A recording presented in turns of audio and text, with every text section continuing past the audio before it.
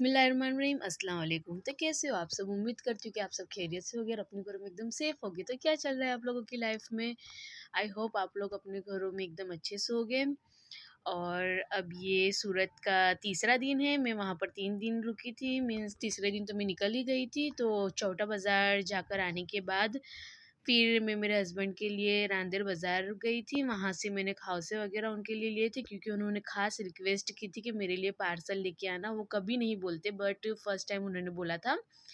तो फिर मैं भी खुशी-खुशी लेने के लिए चली गई। और ये है रांदेर के अंदर हम लोग जब एंटर होते हैं तो कब्रिस्तान के बाद ये तबी ताबीन सईद की दरगाह है।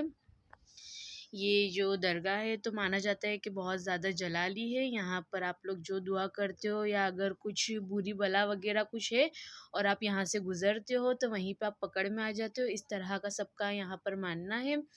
और ये हमारा पुराना रांदेर, यहाँ पर पहले जो था सेम अभी भी वही हालत में है। कुछ-कुछ जगह पर नए-नए घर वग़ैरह बन गए हैं।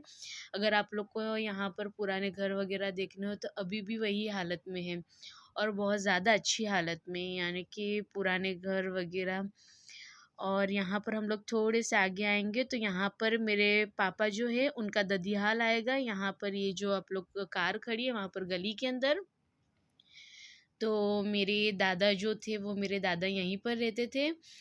तो यहाँ पर मेरे दादा का घर है, बट अब तो यानी सब रिश्तेदार वग़ैरह रहते हैं। हम लोग दूसरी जगह पर शिफ्ट हो गए थे। अब हम लोग जा रहे हैं रांदेर बाज़ार में, तो अब आएगा हम लोग का बस स्टेशन। तो बस स्टेशन से अभी तो आप लोग को इतनी ज़्यादा भीड़-भाड़ या चहल-पहल नहीं नज़र आ रही है, क्योंकि अभी थोड़ी-थोड़ी सी दोपहर का टाइम है तो इतना कुछ पब्लिक वग़ैरह नहीं होती है। बट अगर आप लोग शाम के टाइम पे आते हो या किसी और टाइम पे आते हो तो बहुत ज़्यादा रश होता है यहाँ पर।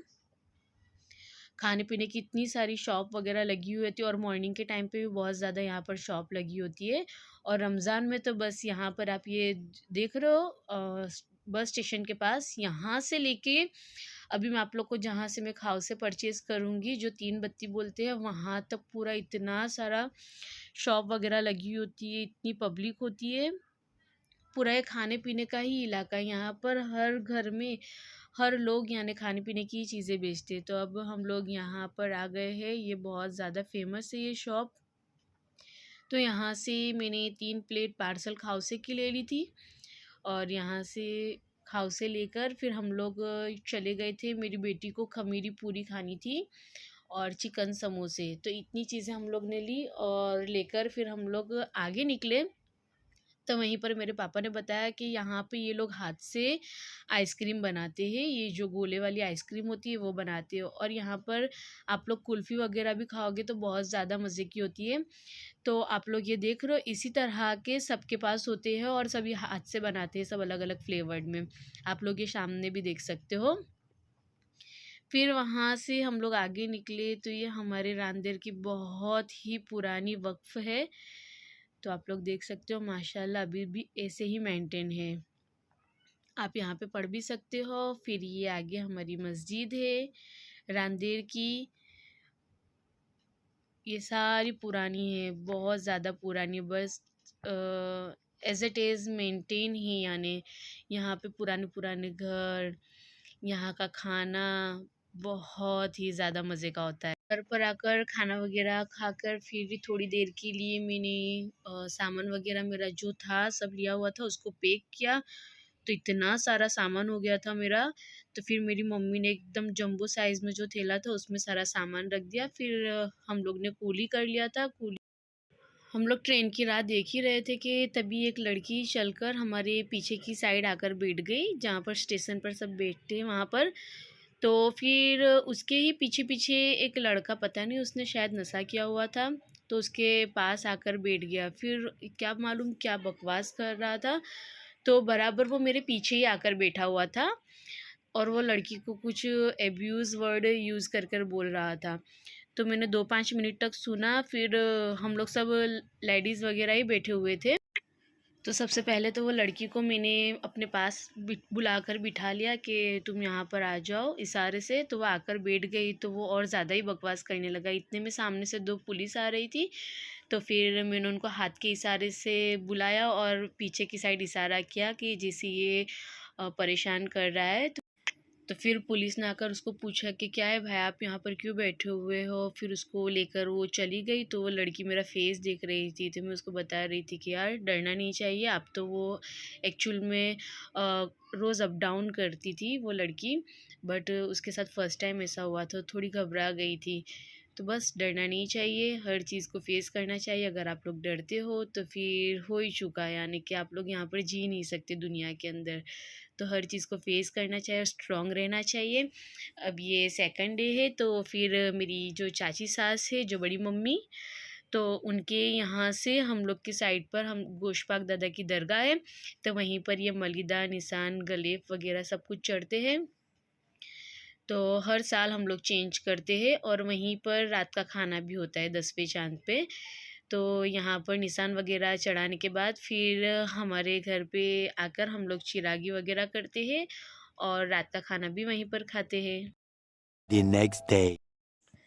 अब ये मॉर्निंग का टाइम है, तो मॉर्निंग के टाइम पर मेरा बेटा मुझे बोल रहा था कि आज मुझे फ्रूट्स वगैरह कट करके दे दो, मुझे कुछ ऐसा नाश्ता नहीं चाहिए। ऑलरेडी उसकी ब्रंच फैकल्टी मैंने ली हुई है स्कूल में से।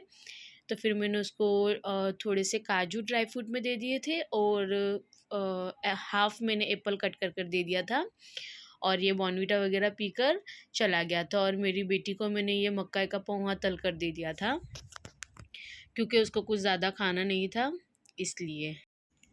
और ये ट्रेन वाले किस्से से मुझे सीखने को मिला कि यार लड़कियों को जितना हो सके उतना स्ट्रॉन्ग रहना चाहिए। अगर आप लोग डरते रहोगे तो लोग आपको डराते रहेंगे। तो हमें एकदम स्ट्रॉन्ग रहना चाहिए कभी भी, यानी कि अगर हम लोग को कहीं पर अकेला जाना हो तो डरना नहीं चाहिए, क्योंकि अभी का माहौल ही उस तरह से है कि लड़कियों को हमें यानी कि उनकी सेफ्टी वगैरह हर चीज़ हमें उनको समझानी पड़ती है और सिखानी भी पड़ती है कि वो अपने आप को सेफ़ कैसे रखें, किस तरह से क्या करें। और यहाँ पर फिर ये शाम के टाइम पे चिरागी वगैरह की थी। और ये सेकंड डे फिर मेरी बेटी को मैंने चीज़ वाला जो चिकन ब्रेड पिज़्ज़ा होता है वो बना कर दिया था। बट अंकल आ गए थे और चीज़ भी मेल्ट नहीं हुआ था, थोड़ा-थोड़ा सा ही मेल्ट हुआ था।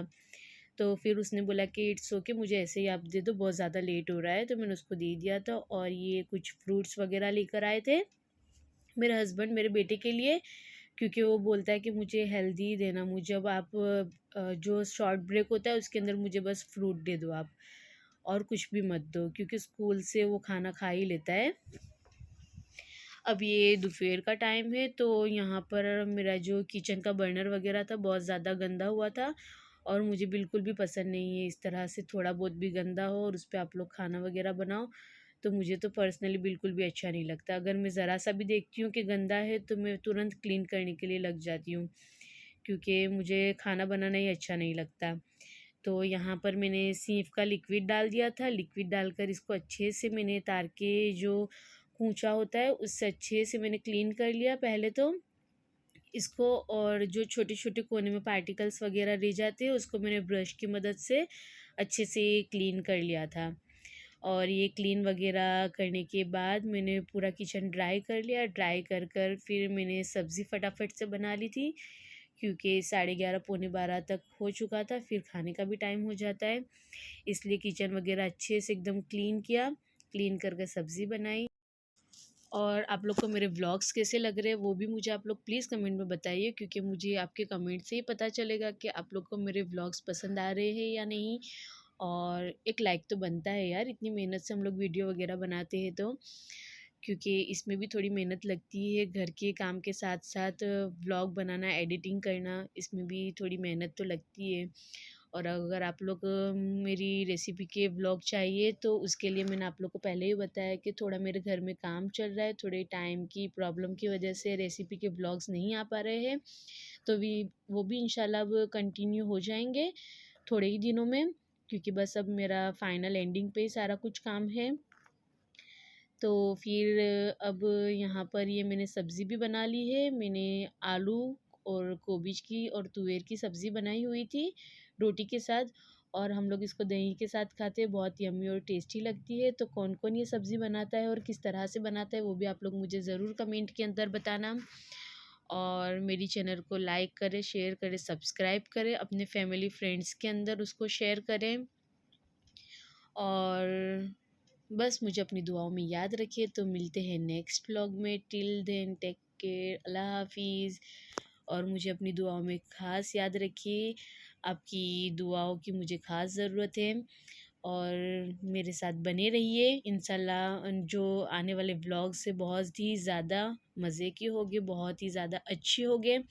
आई होप आप लोग को पसंद भी आएंगे। तो अल्लाह हाफिज़।